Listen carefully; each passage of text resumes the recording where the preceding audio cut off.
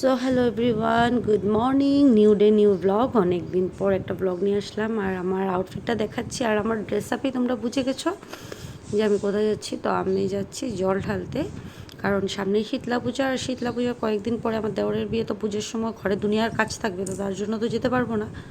তো ready teddy হয়ে গেলাম। আর আমার আউটফিটটা একটু কমেন্ট করে জানাবা যে কেমন লাগছে আমারে। তো আমি রেডি হয়ে অলরেডি বের হয়ে পড়েছি। আর স্বাস্থ্য তো আমি অনেকে ভালোবাসি, যে তাই আমি মন্দিরে যাই, বিয়েতে যাই, যেখানেই যাই।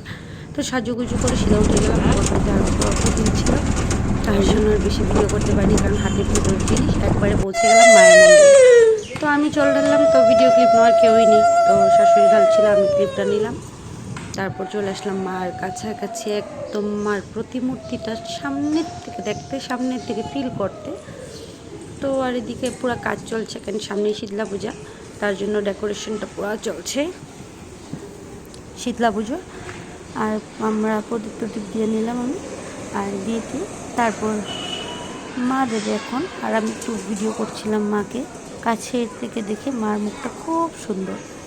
তো এদিকে আমার শাশুড়ি যে প্রদীপ নিয়ে চলে এসেছে, আমি দেখিয়ে নিয়েছি, তারপর মা দেখাচ্ছে। তো আমি যতটুকু পেরেছি মার ভিডিও ক্লিপগুলো নিয়েছি, কারণ আমারটা নেওয়ার মতো কেউ নেই। আর আমি দেখছিলাম, কারণ প্রচণ্ড গরম ছিল। তো এখন চলে যাব ঘরে, পুজো কমপ্লিট। তো এদিকে বের হয়ে পড়েছি বাইরে। আর রৌদ্র সত্যি একদম এত ছিল আর বলার মতো নেই। তারপর তো এটা ছিল ওই জায়গাটা শীতলাবাড়ি ব্রিজ।